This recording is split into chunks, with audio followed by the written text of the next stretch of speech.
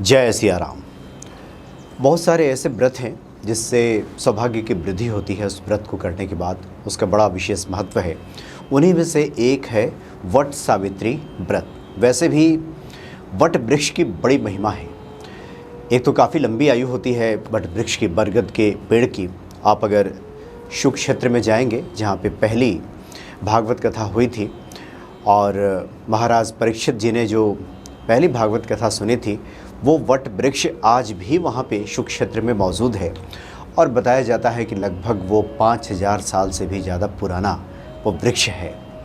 तो वट वृक्ष की बड़ी लंबी आयु है और भी काफ़ी महत्व है उस वृक्ष का। सभी देवी देवताओं का वास उसमें बताया गया है। माँ सावित्री का वास उस वृक्ष में बताया गया है। और वट वृक्ष की अगर पूजा की जाए तो सौभाग्य की वृद्धि होती है। खास करके जो सुहागिनें हैं, जो विवाहित महिलाएं हैं, अगर इस व्रत को करती हैं या उस दिन कम से कम वट वृक्ष की पूजा ही करती हैं तो उनके घर में ये दाम्पत्य सुख आता है। पति की लंबी आयु तो होती ही है, लेकिन साथ ही दाम्पत्य सुख, जो लोग दाम्पत्य सुख से वंचित हैं, गृह क्लेश से परेशान हैं, पति के साथ नहीं बनती, आए दिन खटपट कुछ इस तरह की बातें चलती रहती हैं, वो भी अगर जस्ट अमावस्या को वट वृक्ष की पूजा करें तो घर में सुख शांति आती है और एक माधुर्य, एक प्रेम पति पत्नी के बीच में बनता है। तो 6 जून को है वट वृक्ष का त्यौहार। वैसे तो जस्ट अमावस्या की शुरुआत 5 जून से हो जाएगी, संध्या काल से 6:57 से शुरू हो जाएगी और अगले दिन 6 जून को शाम के 6:07 तक ये अमावस्या तिथि रहेगी। लेकिन उदया तिथि के अनुसार 6 जून को वट वृक्ष का त्यौहार ये मनाया जाएगा।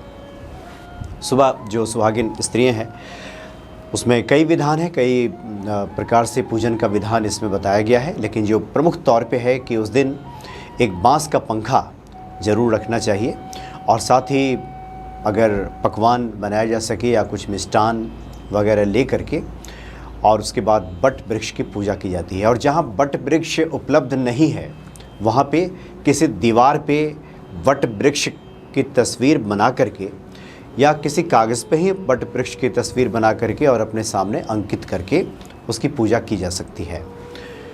तो सबसे पहले वहाँ जब आप पहुँचे वट वृक्ष के पास, उसके बाद जो भी पकवान वगैरह बनाया गया है वो उसी बाँस के पंखे पर रख करके, पकवान रख करके सत्यवान और सावित्री जी की कथा सुनी जाती है।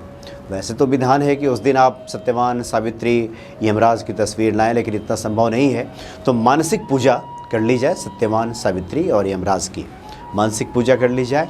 और उसके बाद जो कच्चा धागा आपने रखा है, कच्चे धागे को वट वृक्ष के तने में लपेटना है और 5 परिक्रमा करना है, मन में ये भाव रखते हुए कि पति की लंबी आयु हो, घर में सुख संपत्ति आए, सौहार्द हो, माधुर्य हो, इस तरह की कामना करते हुए 5 परिक्रमा करनी चाहिए। और जो पकवान वगैरह है वो बांस के पंखे पर रख कर के पूजा की जाती है। जो भी मिष्टान पकवान आप ले गई हैं तो बांस के पंखे पर रख कर पूजा की जाती है और साथ ही जो श्रृंगार सामग्री है वो वहाँ पे अर्पित किया जाता है। और उस दिन वैसे भी जो व्रत करें 16 श्रृंगार करके महिलाएं पहुँचती हैं, पूजन करती हैं, सबको पता है। लेकिन ख़ास करके जो नई पीढ़ी के लोग हैं उनकी तरफ से जिज्ञासाएँ सामने आती है, कुछ इन व्रतों के बारे में उन्हें जानकारी कम है। क्योंकि करवा चौथ के इतना ही ये भी व्रत महत्व रखता है। करवा चौथ के बारे में सभी परिचित हो चुके हैं आजकल, लेकिन वट सावित्री का व्रत जो लोग करते हैं तो इसका महत्व भी करवा चौथ की तरह ही है, बल्कि उससे कहीं बढ़ कर के भी आप कह सकते हैं कि आपके जीवन में कितना भी विपरीत समय हो, प्रतिकूल परिस्थितियाँ हों, इस व्रत के करने से सब परिस्थितियाँ अनुकूल हो जाती हैं।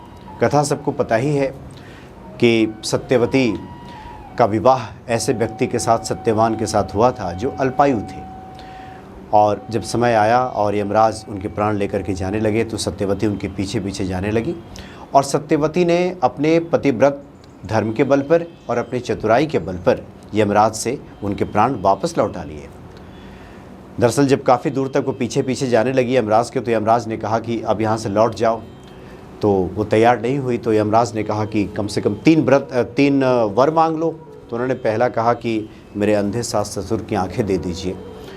और दूसरे वर में उन्होंने कहा, सत्यवती ने, कि खोया हुआ राज्य वापस मिल जाए, क्योंकि राज्य उनका खो गया था शत्रुओं ने ले लिया था। और तीसरे वर में सत्यवती ने कहा कि वो सत्यवान के पुत्रों की माँ बने, और यमराज ने तथास्तु कह दिया। अब ऐसे में तभी ये संभव हो सकता था जब सत्यवान के प्राण को यमराज लौटा देते। तो यमराज ने उस चतुराई से प्रभावित होकर पतिव्रत धर्म की प्रशंसा करते हुए सत्यवान के प्राण लौटा दिए। तो जो भी व्यक्ति, जो भी महिला इस तरह से पूजन करती हैं बरगद के वृक्ष की, तो उसकी बड़ी विशेष महिमा होती है। और कम से कम जब तक बट वृक्ष का पूजन न हो जाए तब तक तो निर्जला उपवास रखना ही चाहिए।